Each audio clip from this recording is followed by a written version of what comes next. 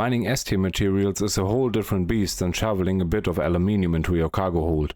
There's nothing worse than finally tracking down the perfect rock, only to find out that it's tougher than your ego after the 5th insurance claim. Whether you're flying solo or rolling in with the whole mining gang, these rocks are here to audit your setup. So in this video I'm going to break down how to mine S-tier materials in Star Citizen. First of all, we need to talk about why these beautiful rocks are such a pain. We will cover mass, resistance, instability, and talk about how our mining laser power influences our chance to break difficult rocks without turning them into dust. This part gets a little technical, but it's important because we need to understand how mining laser power translates into the amount of mass you can actually break. Don't worry, there won't be a quiz afterwards, probably. Let's use a Helix 2 as an example. Back in Alpha 4.8, CIG announced that the mining laser power would be increased by 20%. However, the Helix 2 still shows the exact same value of 4080, which makes things a little confusing. Fortunately, we have a source that pulls its information directly from the game data, and that is Aircool.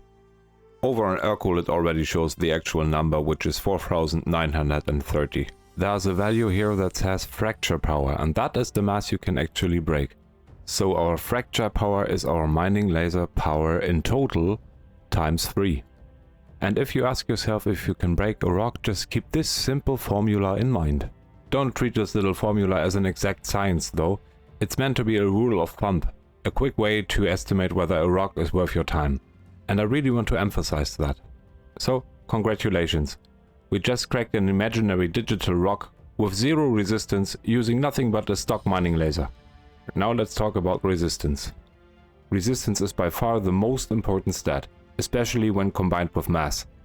Most of the time reducing resistance is your number one priority, because every percent of resistance is basically stealing laser power from you.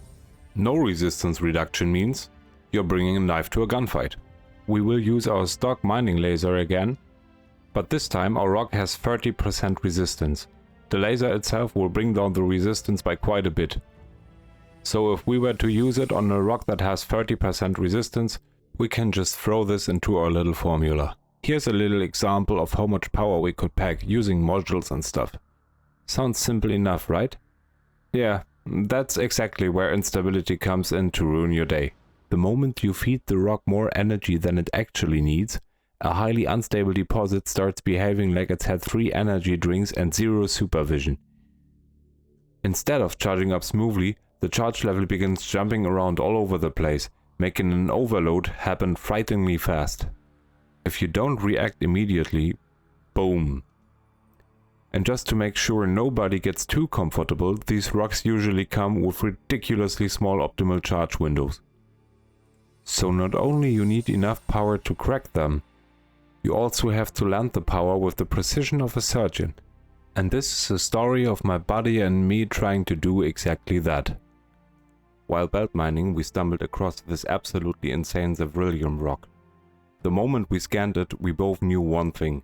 No matter what it took, we were taking this thing home. Our first attempt was pretty straightforward. 2 helix lasers, 2 search modules, just brute force the monster. Turns out the monster had other plans. While feeling our way toward the correct power level, we burned through every single search charge we had, just trying different approaches. To make things even worse, running 2 helix lasers gave us an absolutely microscopic optimal charge window. At that point we called it. I stayed behind with the rock as a beacon while Bro headed back to Levski to grab some different equipment.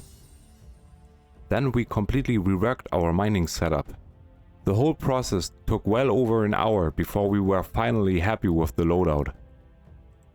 Bro ended up running his helix equipped with 1 Riga 3 and 2 search modules. Meanwhile, I jumped onto an impact laser fitted with 2 Focus 3 modules and an Optimum. This time Bro immediately sensed it with both search modules right from the start. By now we've spent so much time wrestling with this thing that we knew almost exactly how it was going to behave. We still had a brief encounter with overcharge, but my partner reacted instantly. He shut his laser off for just a moment. That caused the optimal charge window to widen just enough to stop the overcharge from building any further, while I used the active optimum module to keep every dangerous spike under control.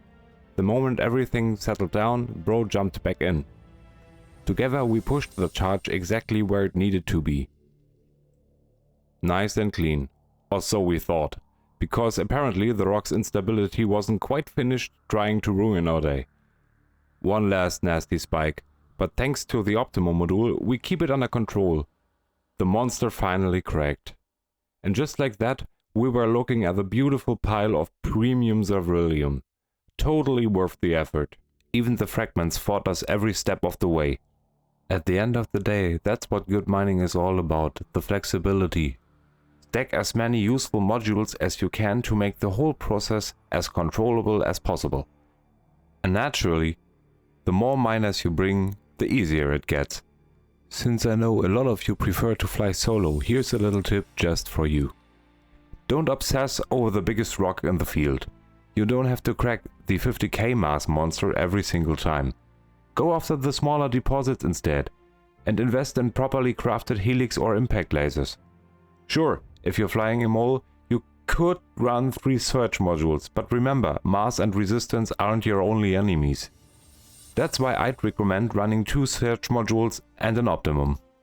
Think of the optimum as your oh crap button. When your searches end up doing too good of a job and you're desperately trying to hit the optimal charge window that's about as wide as a sheet of paper, the optimum can be the difference between a successful break and becoming today's most expensive mining accident. And that's pretty much everything you need to know to stop getting bullied by those S-tier rocks. Sure, there's still a little bit of luck involved, and every deposit has its own personal disorder. But with the right setup, the right modules, and a little patience, you'll win far more fights than you lose. If this little guide helped you out, leave a like so the algorithm knows miners exist too. If you've discovered a setup that's even better, or you've found a completely ridiculous combination of modules, drop it in the comments. I'm always curious to see what people come up with, and if you want more in-depth Star Citizen guides, make sure to subscribe. Thanks for watching, fly safe, keep your lasers cool, see you on the next one.